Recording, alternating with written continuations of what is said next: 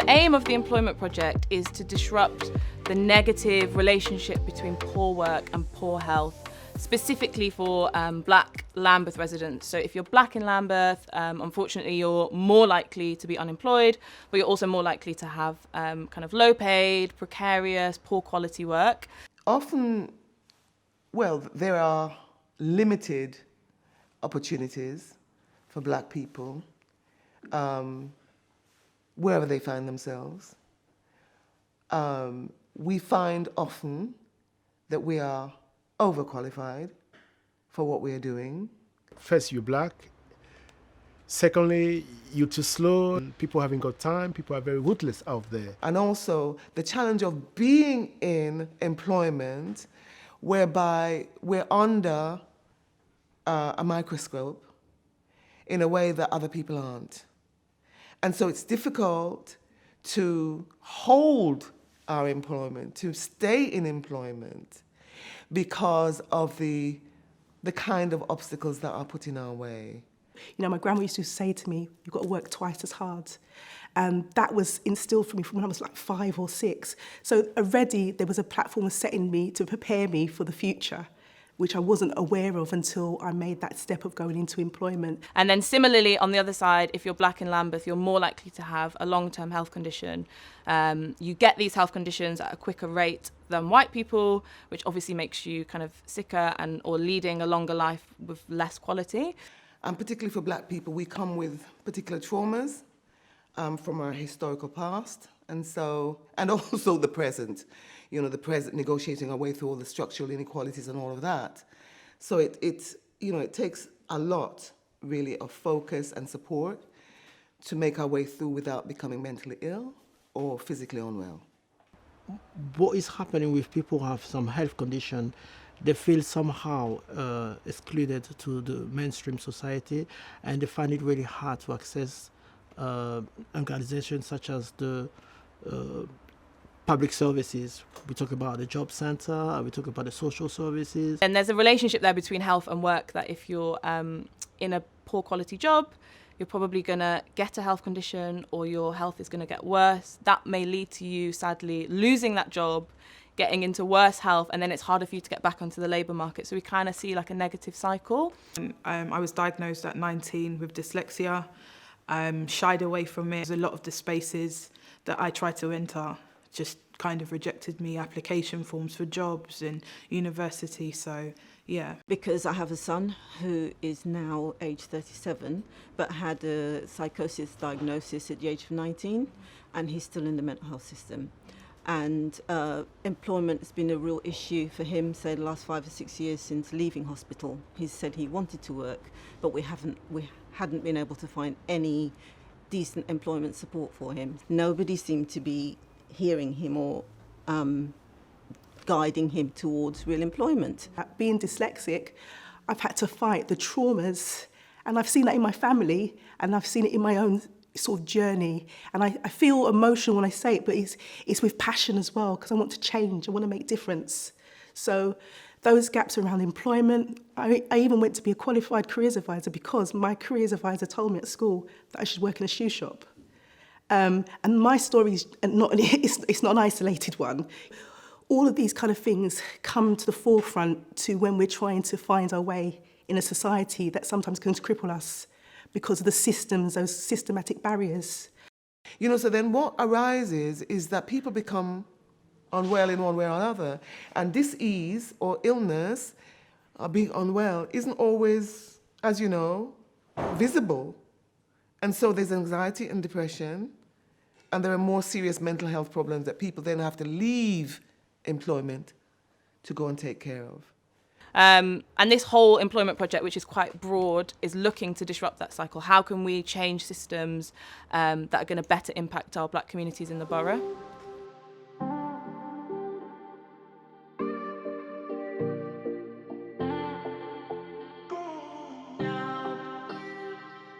One of the aspects of fulfilling the objective is setting up a community working group.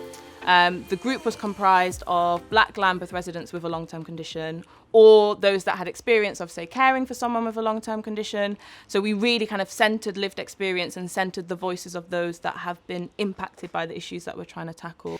I think lived experience is a way to validate a person, that not only is training and qualifications important, but it's not always the most important thing, because what you get through lived experience is wisdom, which no intellectual pursuit can ever give you, right? You have a depth of understanding that comes from having walked that road.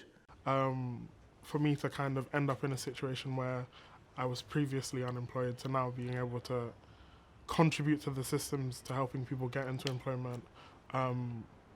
So I felt like that personal connection to the project, because I was literally just in a situation from like A to B, basically.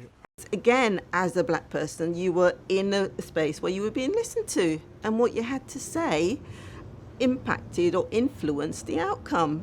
That is not something that I experience all the time out there in the world, you know? It's been really nice being around black people, working with black people, seeing black people every day, hearing black stories and black voices. So this working group had the power to decide over a £300,000 pot of grant funding. So the group designed the process of setting up the grant making fund, so the application form, the eligibility, what else, the priorities that they wanted to fund. And then over 2 rounds of funding, they've distributed this £300,000 to 13 community projects. I think 10 are black-led, which is really different to what you normally see in terms of who gets access to grant funding. And 5 are also led by people who are managing a long-term conditions themselves. Well, I think community grant making is important because, certainly for the black community, and I can only speak from my own lived experience and the experience I've gone through with my son, which is that I understand what the issues and the barriers are through my experience. And a black-led organisation, like Black Thrive, is saying that it wants to listen to the lived experience of the community. And I believe I bring that to the table. When I became involved in Black Thrive, I was really pleased there was an organisation, black-led organisation, that seemed to be as interested and as passionate about making changes for people like my son, who's had an experience of the mental health service, particularly around employment. I think from a systems change level, community grant making is incredibly important because it never usually happens that way. It's usually someone coming in as a benefactor for the community, giving in some money, or even making decisions prior hand. I mean, like, this is what we're going to do for you, and if it doesn't work, well, we tried. To kind of reclaim that power and be able to let the community decide what the community wants rather than being told what they need is like really, really important. For me, it was just a joy. Everybody involved, we had a shared sense of purpose, right? And we had it also, to an extent, a shared experience as black people, understanding what the issues are and the barriers are. And that clarity about systems change, wanting to make a difference this time, you know? Sometimes when people don't have a lived experience of certain issues, they kind of are detached from it, so they're making a decision based on sympathy rather than empathy and understanding and knowing. If I didn't have the lived experience of being a black disabled person, has been employed and unemployed, then I don't think I would necessarily get it. It gives you that empathy on a different level because you don't want people to go through the pain you went through. So when you have people who get it, you get that actually there are barriers and that there are huge challenges to get through those barriers and to be okay on the other side. You know, that's an amazing thing. You know, to have a family of people who get that and their aim is for you to fulfill your vision and to thrive, that's amazing to me.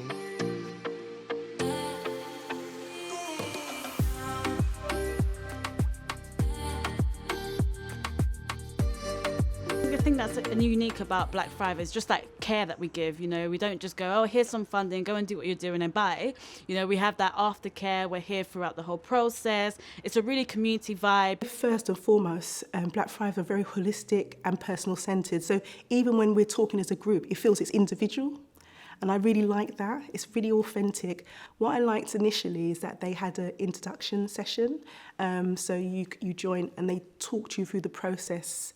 And I thought, that is amazing. You actually, before you actually do the application form, you're talking through the process and being told it's not anything, we're not trying to trick you.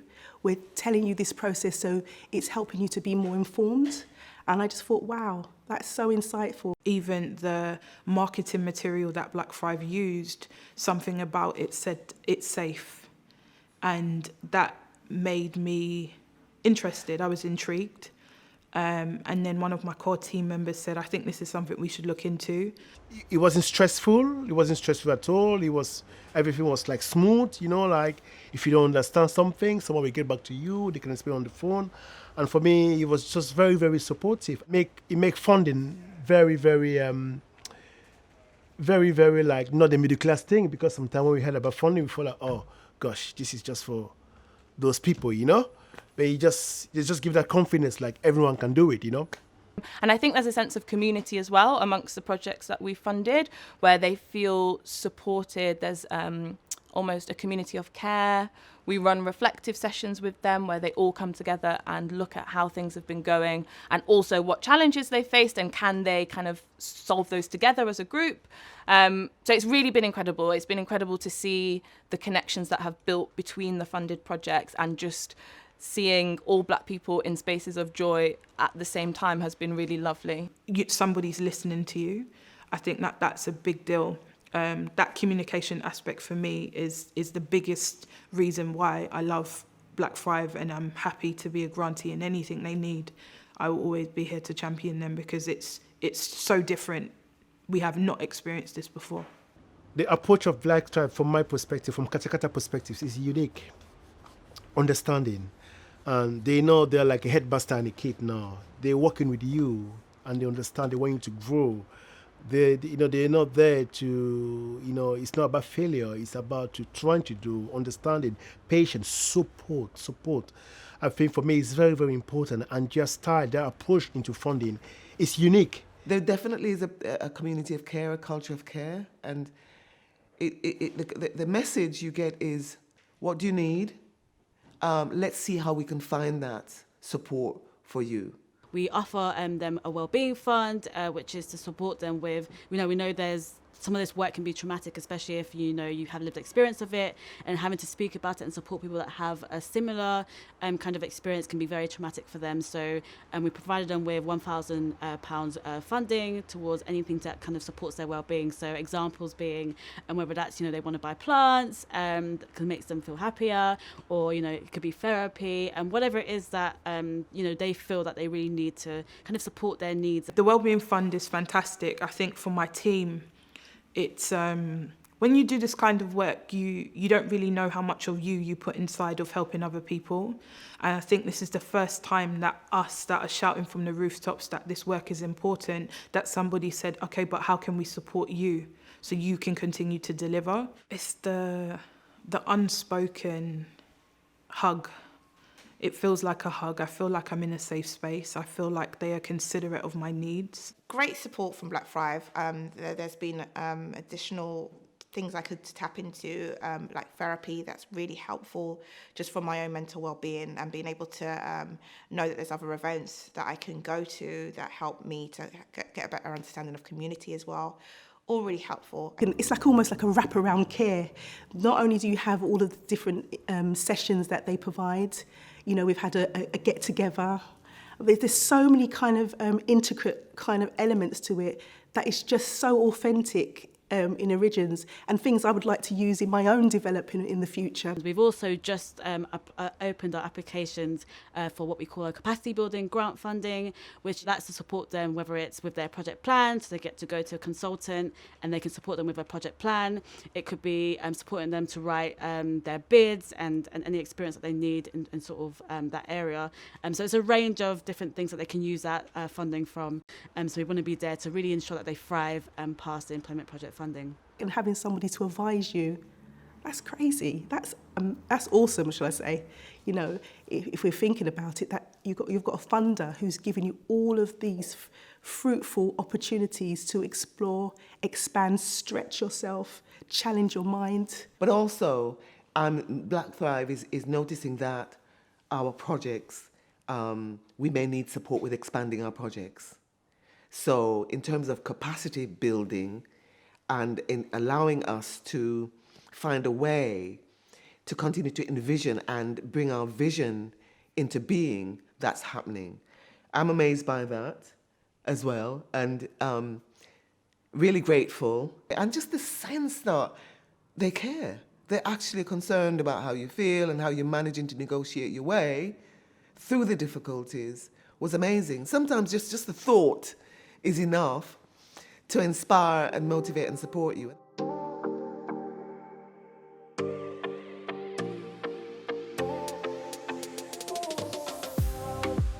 I think the most important message to kind of put out there is that the work is not done. So, you know, we've done some amazing work. You know, we've brought lots of people together. We've given out funding. We're supporting the community. But I think there's definitely more that can be done. Look towards these community organisations, prioritise them, especially if they're Black-led or Black and disabled-led. I think that's really key. Not speaking the funders' language doesn't mean that we haven't got the ability to deliver. And Black Thrive have demonstrated there's a different way to fund people. The white funders that we've received funding from in the past, it's just mechanic. And I think that there's a lot of learning that could take place there.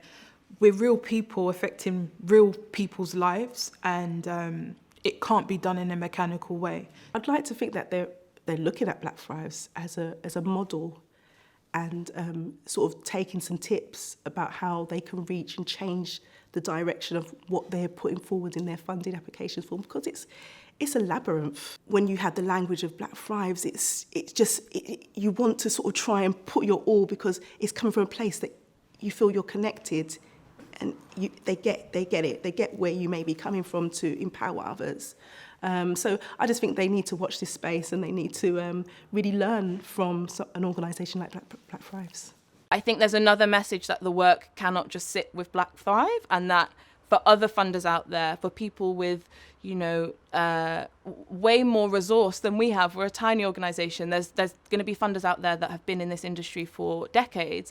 How can we influence them to change the way that they give out money, to change the people who are sat at the table in the big funders' offices, right, who are giving out millions? How can we get community members? How can we champion lived experiences in those settings? Because yes, what we're doing is great, but it's a tiny drop in the ocean in comparison to the grant funding that's out there across the UK, even within Lambeth, right? How can we influence local authorities? How can we influence the kind of bigger, kind of more traditional fund makers to really think about how they can bring communities in and empower them the same way that we have?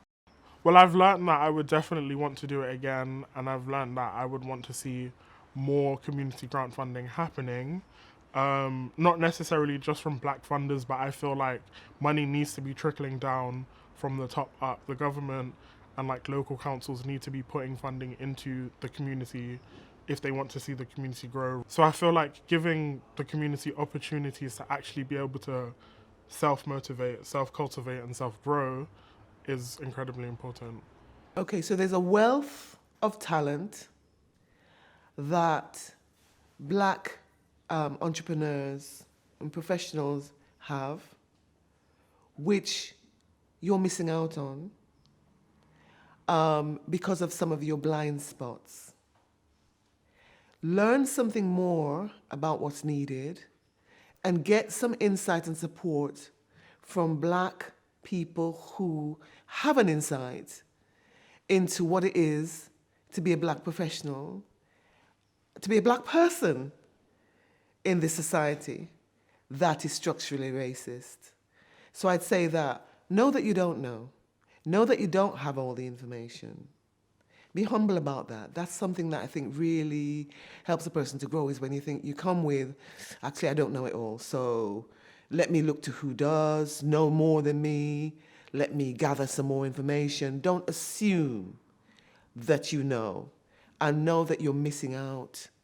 If you don't reach out and make it accessible, you're missing out on so much talent. Being involved in Black Thrive has just kept me hopeful that I'm not on my own. There are other people and an organisation, a community-led organisation, who can enable and support people like me to try and make that difference. But it's we've only just begun, and there's a long way to go.